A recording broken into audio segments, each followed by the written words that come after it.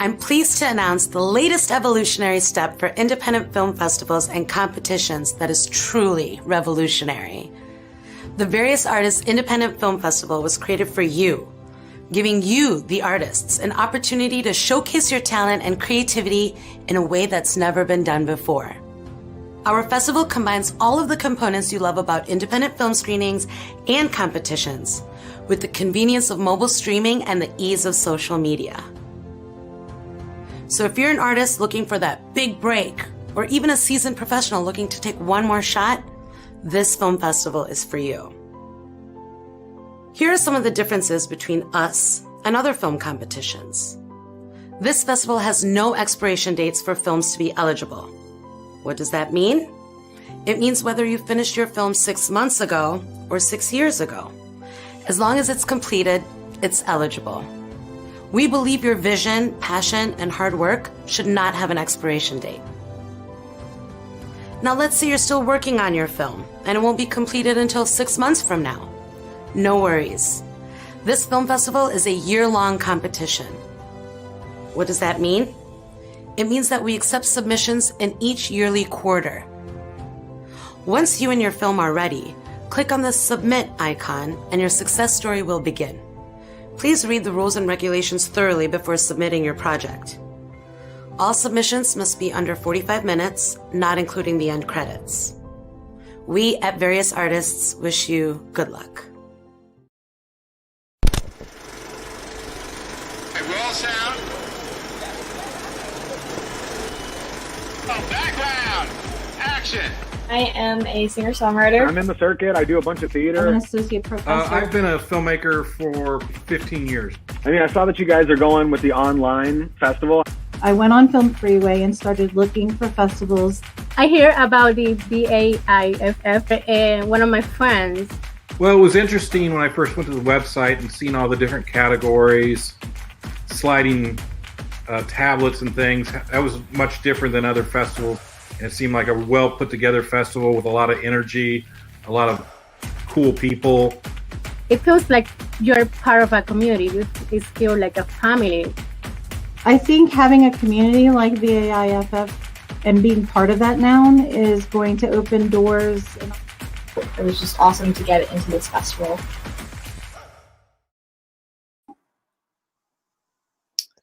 Hey guys, welcome to day 3 of the Various Artists Independent Film Festival. I'm Zora, Festival Director, along with Mimi Wallace, Director of Filmmakers. How's it going today, Mimi? It's going good. It's going good. It's day 3. It's the last day. We made it past the first 2. It's really. You look very nice today, by the way. I like it. Thank you. I like the color on you. Thanks. It's popping. It is. What color is that? What's that? Like a? No, it's like a burgundy-ish. Burgundy, a wine. I'm gonna call it a wine red.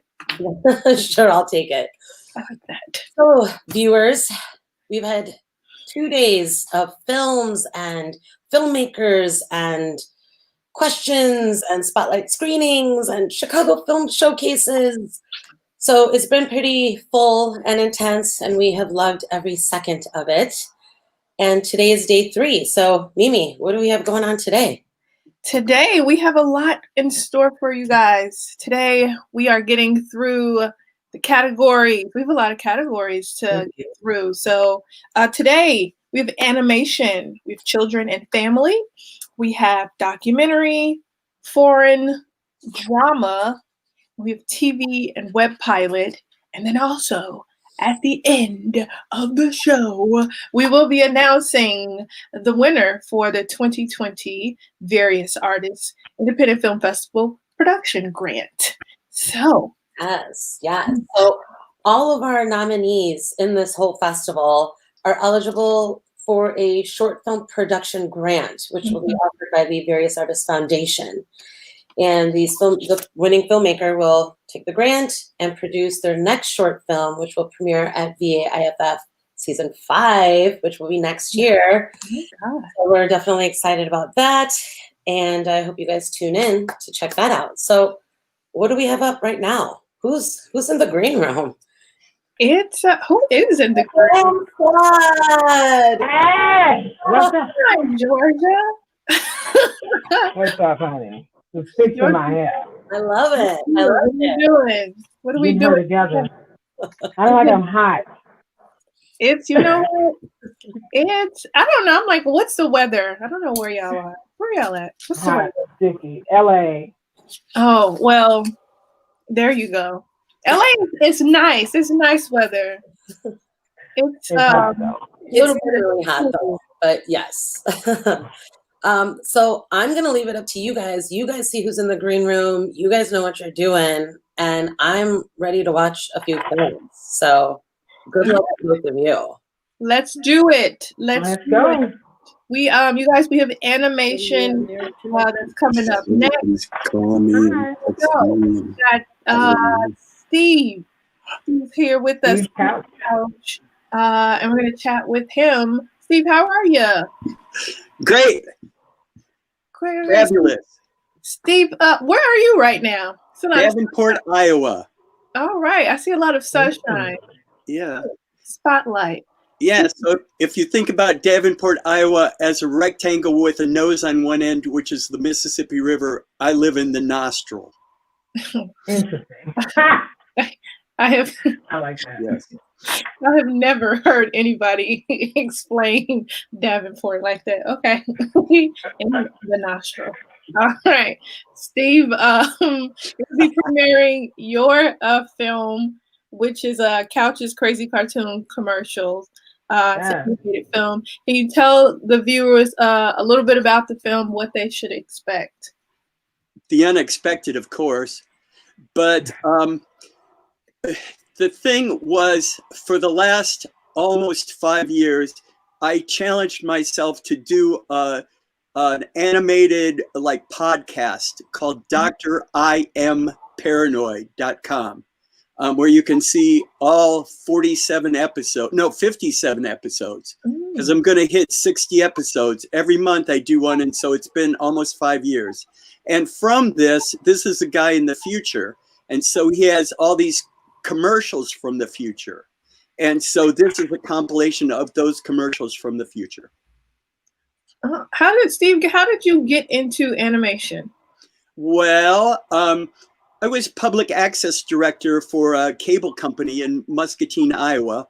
I always loved cartoons. I love cartoons. I just default to cartoons whenever I get a chance to watch television. So I've always loved them. I've always loved music. I'm a musician. And so, I don't know, I became a video, the manager of a video department for a safety training company in America, in Davenport. And so I've always been for the last 20 years, plus or minus, I've been hanging around video. And I love animation, so I just take the time to do all this ship in a bottle stuff that takes weeks and months. But, you know, and then it turns out like it turns out. Are you self-taught? Yes. In animation?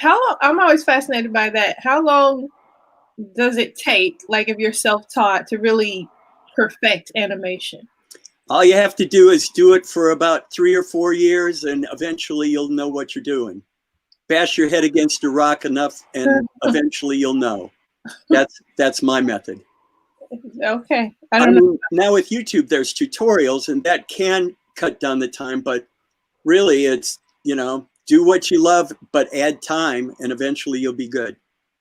What software do you use to put all your animation and stuff like that together? I use the Adobe Suite software right now. There's After Effects allows you to take Photoshop. You do layers, and so you got a finger that's connected to a hand that's connected to an arm, and that's how you put it up together in After Effects. And so what I do is called puppetry.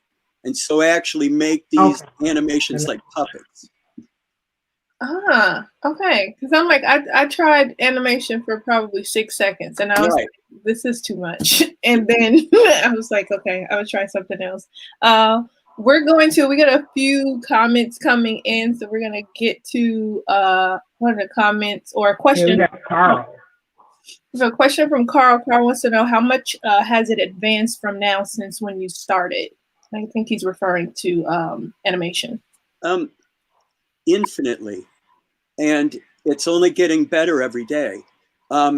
Now, what you'll see in some of the things, you'll see the mouth and the eyes actually react. That's a program called Crazy Talk Animator.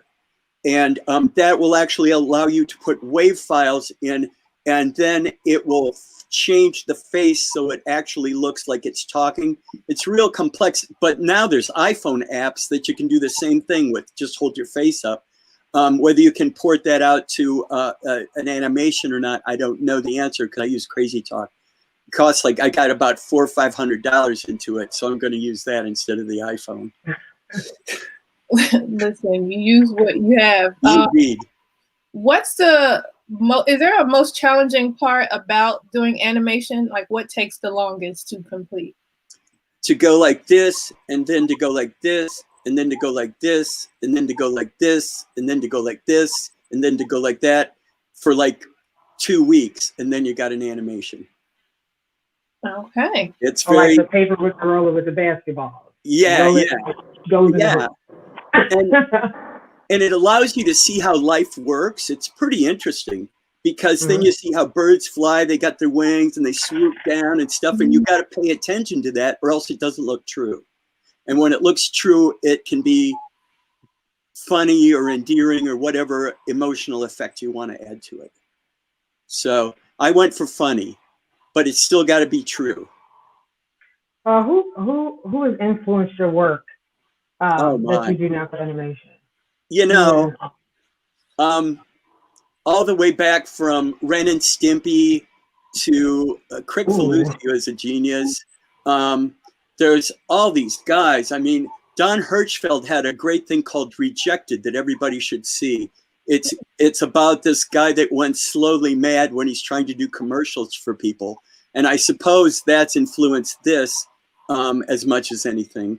You know, Mike Judge of Beavis and Butthead, then King of the Hill, Simpsons, you know, Rick and Morty is awesome. So yes, there you go. But you have like taken from the animation you did that you submitted versus the animation that's out there now, or like the ones you named. How does that differ from, you know, from going forward for other people? Well, the short answer is I do it all myself instead of have 300 people in Korea doing it.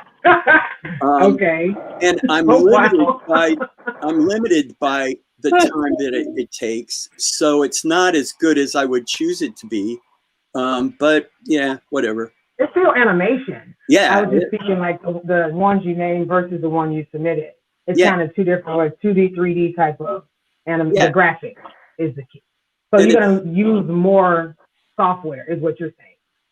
Well, 3D animation is beyond me. It's just modeling that stuff and lighting it and skinning it and all of that stuff. That's beyond me. Whereas I can just make a still picture at the front or the sides and then you get big text ombre, you know? So it's ridiculously easier than trying to do. Well, my brother works for Blue Sky, so they did the Ice Age movies and stuff like that. Okay. And yeah, so I've always been jealous of him. But he's, you know, 300 people to take 2-3 years to do a movie. No, I got a month, and I really only spend about 2 weeks on any of these Dr. I Am Paranoid things. So, yeah, that's the difference. Well, Steve, thank you for chatting with us. I'm fascinated that you do all of this by yourself. So thank you for chatting with us. We want to get to the movies right now because I'm sure the people want to see what we're talking about. So you guys, this is animation. Let's get into it. I want to see. Make some likes, comments. Let us know what you think about it. Let us know. We're going to get into animation, see what Steve was talking about.